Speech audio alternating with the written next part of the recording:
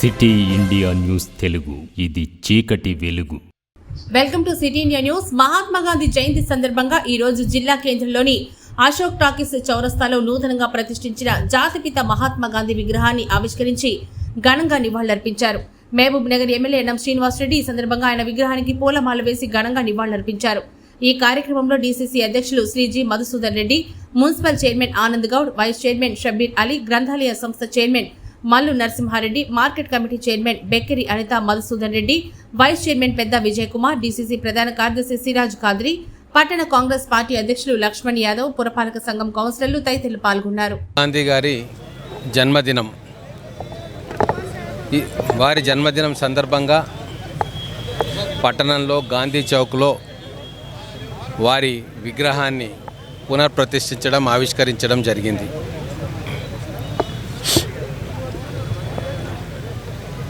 ఈరోజు మహాత్మా గాంధీ గారి జీవనమే మన జాతికి ఒక సందేశం. వారు స్వాతంత్ర పోరాటంలో ఒక మాట చెప్పిండ్రు, స్వాతంత్రం తెచ్చుకోవడం అంటే మన పరిపాలన మనం కొనసాగించడం కాదు, ఈ గడ్డ మీద పుట్టిన ప్రతి భారతీయుడికి నాణ్యమైన విద్య, నాణ్యమైన ఆరోగ్యం, మెరుగైన జీవన ప్రమాణాలు వచ్చిన రోజే నిజమైన స్వాతంత్రం అని చెప్పి ఆ రోజే చెప్పిండు. అందుకే ఈరోజు మా ప్రభుత్వం వచ్చిన తర్వాత ప్రతి పేదవాడికి వాళ్ళ ముఖాల్లో చిరునవ్వులు చూడాలని చెప్పి అనేక సంక్షేమ కార్యక్రమాలను అమలు చేస్తూ ఉన్నాం.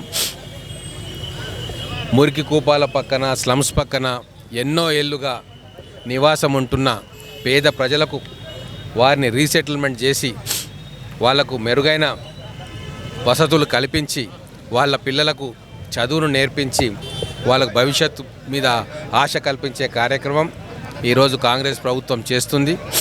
అందుకే ప్రజల ప్రభుత్వంగా, పేదల ప్రభుత్వంగా మహాత్మా గాంధీ గారు చూపిన బాటలో మేము నడుస్తూ ఉన్నాం.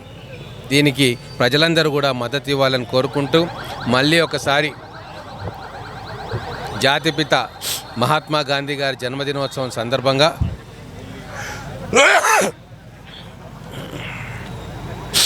వారు చూపిన ఆదర్శాలు, వారు చూపిన బాటలో మళ్ళీ కాంగ్రెస్ కార్యకర్తలం అందరం కూడా పునరంకితం కావాలని చెప్పి మేము కోరుకుంటున్నాం.